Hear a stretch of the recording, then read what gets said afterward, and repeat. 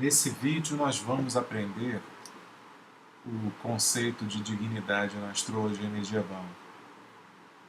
É um conceito muito importante e muito também mal entendido. Talvez eu, no momento em que esteja fazendo esse vídeo, talvez eu mesmo tenha um entendimento errado de alguma coisa desses princípios, porque apesar de ser muito usado, o conceito de dignidade é pouco descrito. Então você não tem um autor que claramente chegue para você e fale, olha, a dignidade representa isso. A dignidade A representa isso, a dignidade B representa aquilo. Não tem esse tipo de autor, na verdade até tem, mas fala-se muito pouca coisa sobre cada dignidade. E geralmente se usa metáforas, se usa de metáforas. Você não chega na raiz do problema, que é a definição. Né? Você usa uma metáfora e é bastante frustrante isso. Se tem uma coisa que pode afastar o estudante do estudo da astrologia medieval, é isso. Você ficar frustrado porque as coisas não são, as dignidades não são descritas. Mas então o que a gente faz? A gente consulta alguns autores que dizem algo sobre cada dignidade. É isso que salva um pouco o trabalho da gente. É isso que faz com que a gente tenha dedução, tenha a suposição do que as dignidades possam representar. Então vamos começar falando da dignidade mais importante, que é a dignidade de domicílio. Cada signo é regido por um planeta. Cada signo.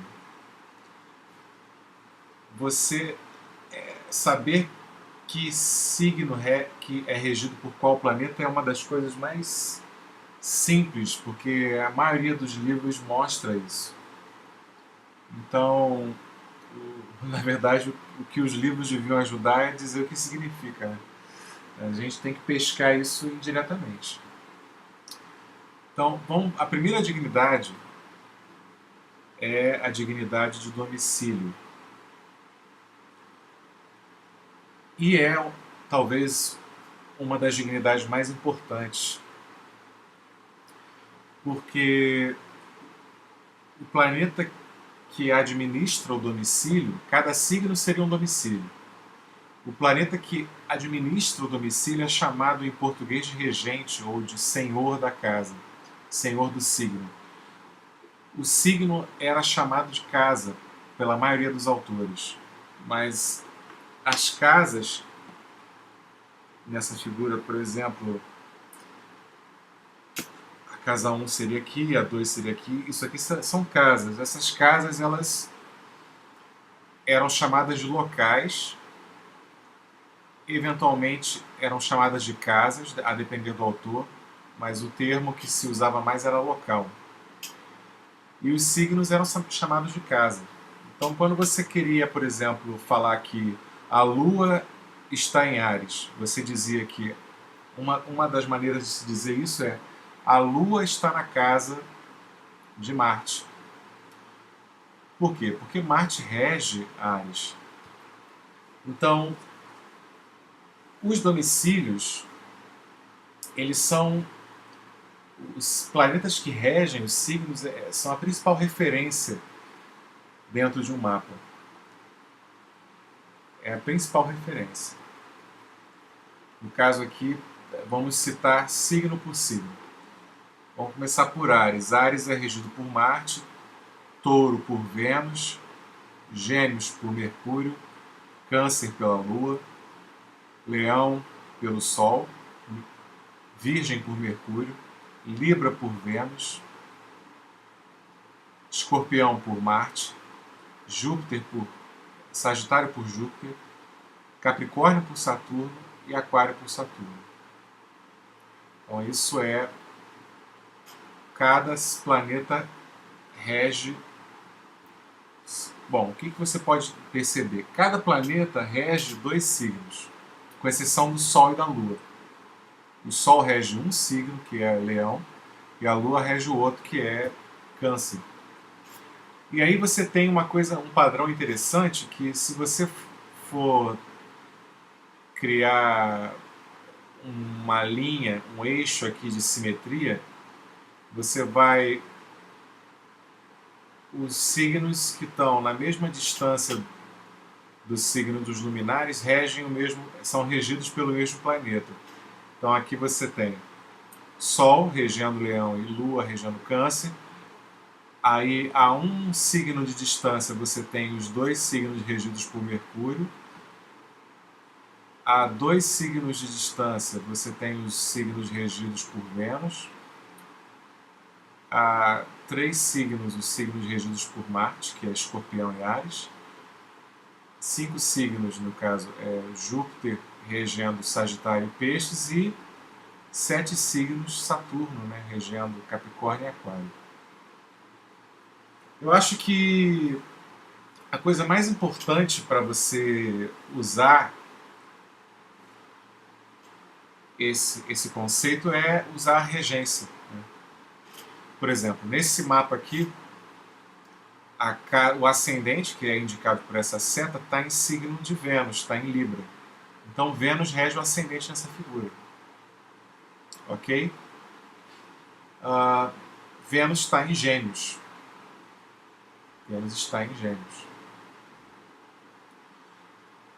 Por exemplo, vamos fazer isso para algumas casas aqui.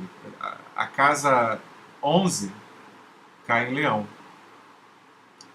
Então o regente da 11 é o Sol, que está em Câncer. Vamos pegar aqui, por exemplo, a casa 5 é regida por Saturno. Saturno está em Áries. A casa 8 é regida por Vênus. Então, como um planeta, ele, com exceção do Sol e da Lua, como um planeta rege 2 signos, ele vai acabar regendo mais de uma casa, geralmente. E aí você vai ter a seguinte dúvida. Então quer dizer que o planeta vai descrever o que acontece com 2 casas, sendo que essas 2 casas às vezes não tem nada a ver uma com a outra? Mais ou menos. Porque, por exemplo, aqui você tem a casa 8 que é Touro. Essa casa é regida por Vênus. Vênus está em Gêmeos. O que vai acontecer aqui? A distância que Vênus tem de Touro, que é um dos signos que ela rege, é diferente da distância que ela tem de Libra, que é outro signo que ela rege. Os planetas que aspectam Libra são diferentes dos planetas que aspectam Touro. Então a gente vai ter uma noção que é a seguinte: sim, um planeta pode reger 2 signos e 2 casas, ou até mais de 2 casas, dependendo da cúspide, né? Um planeta pode reger mais de uma casa. Porém, a relação que ele vai ter com cada uma das casas que rege vai ser diferente, por causa da distância que ele tem em relação à casa. Nesse caso aqui, você ainda não, se você não sabe o que é aspecto, eu vou adiantar algumas coisas aqui. Nesse caso aqui, Vênus não aspecta Touro, mas ela aspecta Libra. Então, ela tende a cooperar mais para os assuntos do ascendente do que para os assuntos da casa 8. Em outras palavras, se você considerar que a casa 8 é morte, é crise, transformações no sentido negativo da palavra, transformações difíceis, né? A pessoa, o que acontece? Ela pode ter uma forma física agradável, porque Vênus aspecta o ascendente, mas quando ela passa por transformações pessoais, ou quando ela passa por sofrimentos, que é indicado pela casa 8, ela tem muito mais dificuldade, porque Vênus, que seria o regente da 8 no aspecto. Aliás, a gente tem uma coisa aqui que o regente da 8, que é Vênus, não aspecta, e o regente da exaltação, que você vai aprender depois, que é a Lua, também não aspecta. Então é uma casa 8 muito desafortunada, devido a esses dois fatores que eu falei. Então, o signo, o regente do signo tem um papel duplo. Primeiro, ele conecta a casa a outra casa. Então você tem o regente da 1 na 9 aqui. A casa 9 cai em Gêmeos e a casa 1 cai em Libra. O regente de Libra é Vênus, que está aqui em Gêmeos no nono signo. Né? Ele está ainda dentro do território da casa 8, mas está no nono signo. Então isso conecta essas duas casas de alguma forma. O tipo de conexão geralmente é uma conexão de assuntos. Então, por exemplo, se você tem o regente da 1 na 9, quer dizer, o regente da 1 no nono signo, então a pessoa pode ter envolvimento com espiritualidade, pode ter envolvimento com religião, ou com ensino superior, que são assuntos da casa 9. E o grau de sucesso dessa pessoa nesses assuntos vai depender da dignidade do planeta aqui. Planeta com dignidade aqui indica... na astrologia indiana, isso é uma coisa interessante. Na astrologia indiana, a dignidade do planeta vai indicar o sucesso dele na casa. E o sucesso dele regendo a casa aqui. Porém, na astrologia medieval e na astrologia clássica, a gente não deve dar muita importância à dignidade, porque, como eu falei no meu podcast sobre Marte em Câncer, você pode procurar o link no meu blog. Como eu falei no meu podcast, a dignidade é um conceito que é valorizado erroneamente no Ocidente. Né? A gente não deve dar tanta importância à dignidade na astrologia medieval, porque a gente só usa um mapa. Na indiana, você pode dar importância à dignidade, porque a dignidade, a pessoa tem 16 mapas para analisar. Então, você pode considerar que dignidade é uma coisa mais assim definida na indiana do que na astrologia medieval. Então, como é que a gente usa dignidade na astrologia medieval, que é o que a gente está analisando agora? Geralmente, a dignidade na astrologia medieval reflete se o planeta é expresso de maneira pura ou não. Então, o que seria pureza, né, no caso? Pureza seria a capacidade do planeta expressar aquilo que ele representa na sua forma mais pura, sem que se misture, sem que fique pervertido por outras coisas. Então, por exemplo, vamos pegar aqui Vênus. Vênus é sexo, junto com Marte, Vênus também é sexo, mas Vênus é romance, Vênus é relacionamento. Então, o que um autor de blog, que é o Anthony Lewis, o que ele percebeu? O Anthony ele percebeu o seguinte, que a Vênus, as pessoas que têm Vênus no seu próprio signo, que é Vênus em Touro e Vênus em Libra, são pessoas que geralmente têm uma libido muito exacerbada. E é uma posição muito comum, acredite se quiser, em mapas de pessoas que fazem filmes pornográficos ou lidam com prostituição.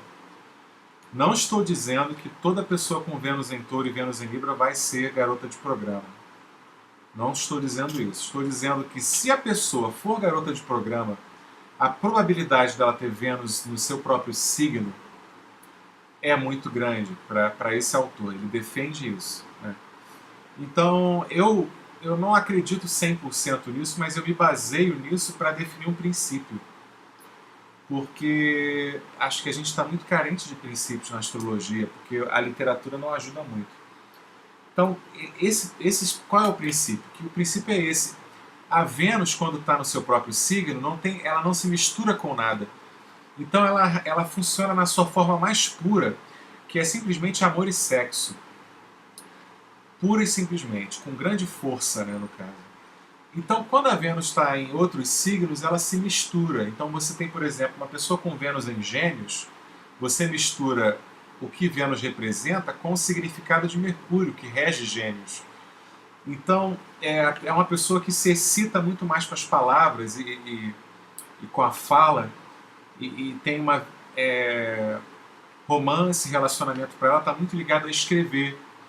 Então você pode, são pessoas que podem nutrir relacionamentos por muito tempo através de cartas, através de MSN, Skype, coisas do gênero. Por quê? Porque você tem Vênus muito misturado com Mercúrio, né?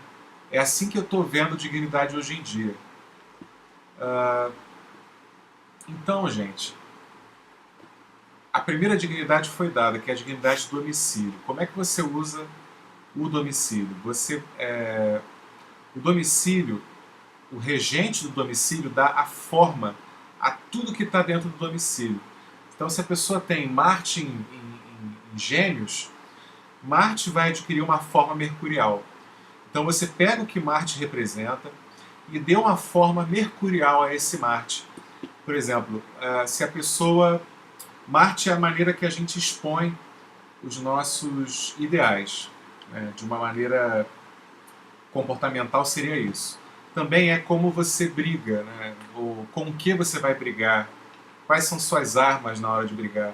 Então a pessoa com Marte em Gêmeos, ela mistura o significado de Marte com o significado de Mercúrio. Então a pessoa que, ela para brigar, ela usa de palavras, ela usa de conceitos, ela, na verdade, todo mundo para brigar acaba usando palavras, mas não é bem isso que eu quis dizer.